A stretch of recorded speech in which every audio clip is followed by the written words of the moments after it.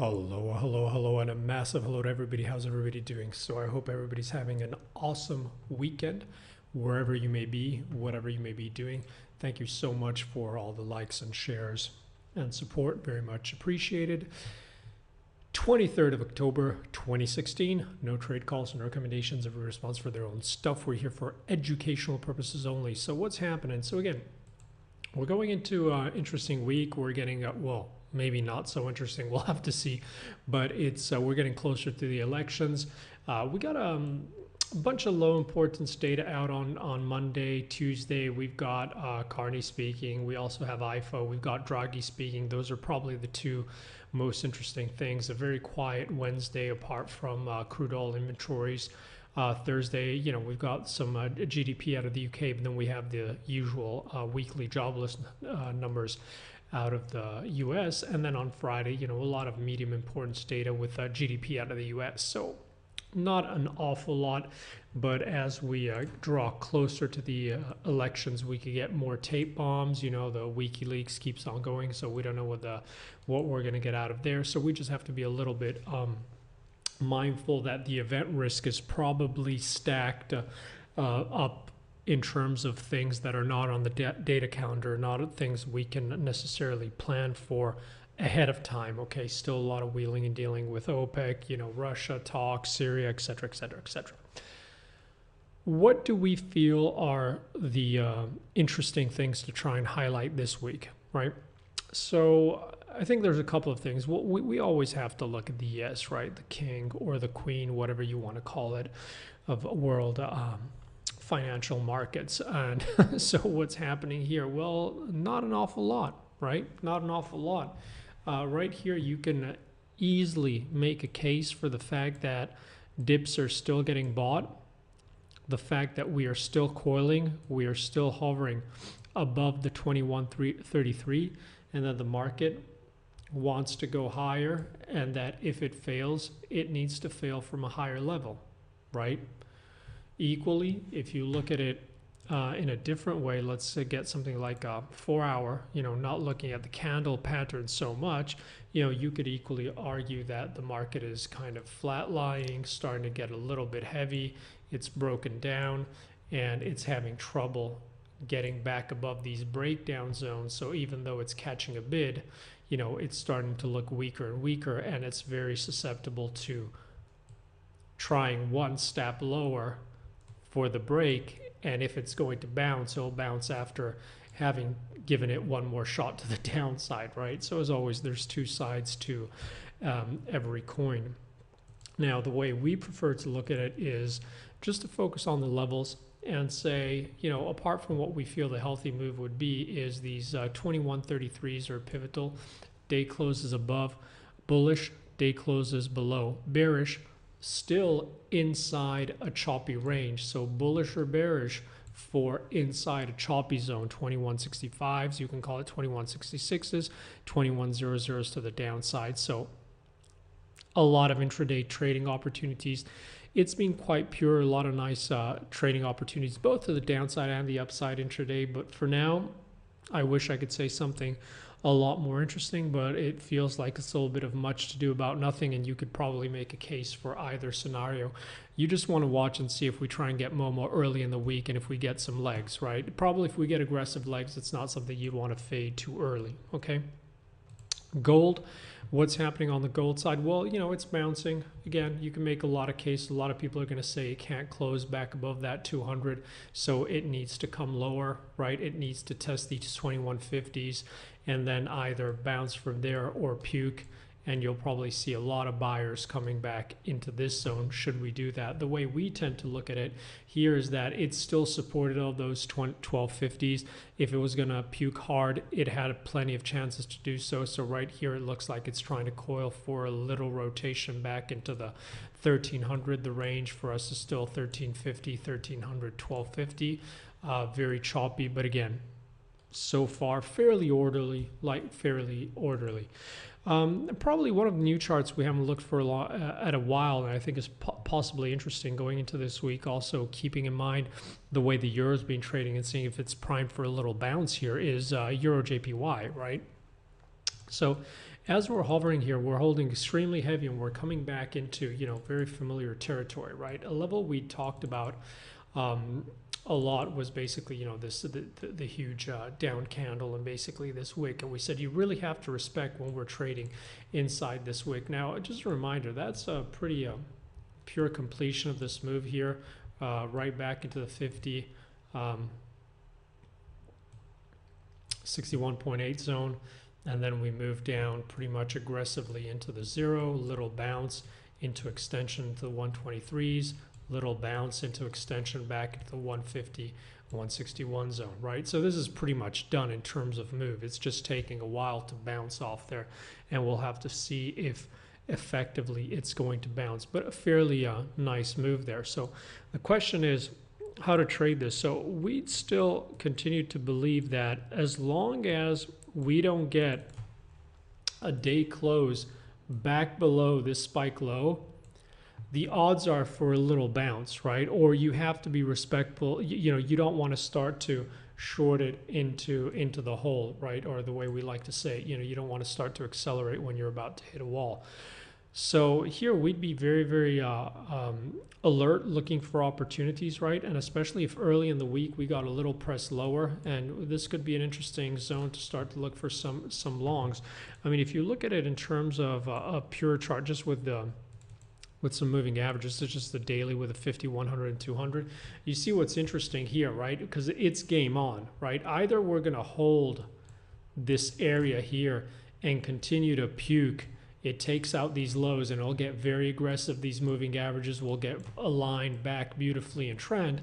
Or if we start to catch a bid, right, if that yen gets sold and we catch the bid, we break back above, then what will likely attract, especially when the market's been trying to cap it so aggressively, well, most likely we'll see this area attract, this breakdown zone attract, right? You've got a lot of levels to the upside, so you could be primed for a correction as a lot of shorts that have been holding might finally cover, right?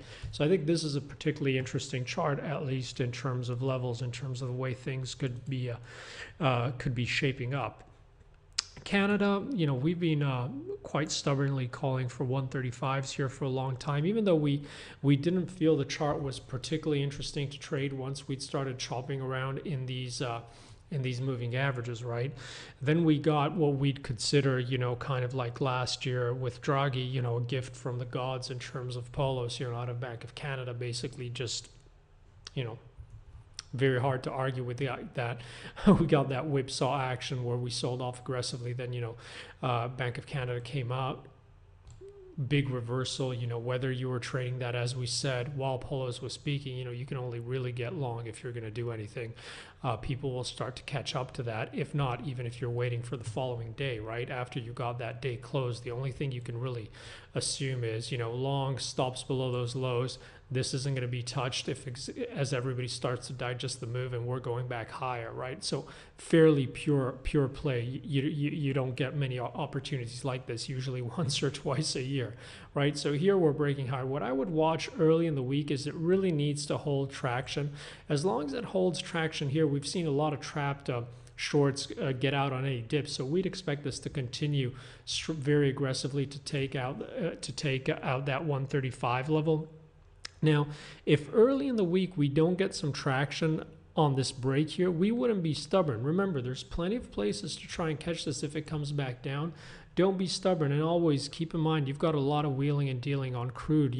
These patterns, when they play out like that, especially on a central bank press conference, they usually don't look back if they really have legs, right? So don't be aggressive. If you miss the move and it starts to retrace hard, you missed it, let it do what it needs to do. Don't be aggressive. But still, this is still in play. Quite an interesting chart. One of those nice opportunities, rare opportunities, but nice.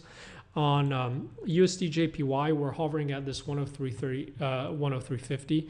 No change here. Stubbornly, we've still, same thing as the EJ. We've been discussing about the fact that this is all a buying opportunity as far as we're concerned into this week, and we will not get stubbornly short, and we still think the path of least resistance is for this to correct to the upside, 105.50s, 107s. Not particularly interesting trying to trade this tight inside the range here. We'll have to see what happens, but again, 103.50 pivotal, daily closes below could get a little bit heavy. As long as we hold above, we expect these corrections, this to try and rotate higher. So no big change there. And last but not least, Kiwi. We'll have to see. I think a lot of people are going to be arguing going into this week that you need to buy CAD, you need to buy Kiwi, you need to buy Aussie because of the rate differential, et cetera, because of the fundamentals, because of the changing economic picture. We could go from no cuts to hikes or whatever. I think here it's very hard to, as always in trading, you can decide, or in life, you can decide how hard or how easy you want to make things. So we're just going to focus on the levels and try and keep this very simple, right? So the way we're looking at this is we had a very sharp fade right here after we're chopping around the chop zone, and we said here we're looking for this to come right back into mid-channel in this uptrend, right? Once we came into mid, the way we look at this is the bulls need to hold the mid for the rotation higher, right? If not, if it breaks down and it holds below, path of least resistance is a correction back to the downside of the channel, right? At that side, and again, this is just in terms of giving you a quick picture. What matters here now is the channel, because this is the bull bear line, right? Now, the channel is to give you an idea of direction, but we focus on levels, right? We had this 72.70s here. So what's happened is we come back, we get that break, follow through on the channel break, so bears are in control. On the bounce, the bulls need to get back above this area that was offered aggressively, mid-channel, quickly if they want to get back in control. If not, the bears are going to stay in control. What's the best place for the bears to assert their control and show that they're clearly holding the remote control here, right, is the 50 back of the most recent move down. So we break back down, we bounce back up into a previous area that was offered aggressively, the 50 back of the move from A to B, let's call it mid-channel, right? So, one zone of 2, 3, a lot of confluence here, right? Mid-channel, and you see market gets smacked back at the 50 back. So here, for now, for the bears, it's as pure as it can be, right? Does it have to play out? Does it have to complete into the 123 back into the bottom of the channel and extension into the 150, 161? Absolutely not. Nothing has to happen, but so far, so good, right? What to look for? As always, there's two sides to every coin. So what are you going to look at? You're going to look at the most recent move up, right? So if you look at the most recent move up, lows to highs, where is it bouncing? Oh my God, it's not bouncing in the middle of nowhere. It's bouncing right at the 50 back of the most recent move from lows to highs, right? So going into the week, what would we look at? We'd look at this as a kind of control point, as the midpoint, as a bull bear line, right?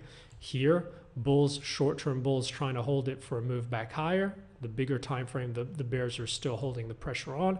If we break below, bears are still in control again, and they'll be trying to take out this 100 and complete back into the lower level, right? So quite an interesting zone. Let's see what happens, but so far, the short case is very, very quickly. The bears really have to hold that breakdown zone, and the bulls need to hold where it bounced on Friday to get some traction. So this whole area, 7150s pretty much, is going to be the bull bear line for the week. We'd suspect for either a ramp back higher or a press back lower. So we think this is probably the most interesting chart and technically the purest chart. So we'll have to see what happens. So guys, as always, thank you so much for listening. Thank you for the support. If anybody has any comments or any questions or anything they want me to address, any chart we haven't covered, just send me a note through the blog and I'll try and cover it. And we're long due for another live session on a Sunday. So we're going to start setting that up maybe next Sunday or the Sunday after that. So if anybody has any questions they want me to tackle live, if you usually can't attend those sessions on Sunday, just feel free to drop me a note and drop me the question. I'll try and tackle it. I'll collect a bunch of questions and try and go through those too. So again, have an awesome rest of your Sunday wherever you may be. Have an awesome trading week, and hope everybody has a great time, and thank you so much for all the support, and talk to you guys soon. Bye-bye.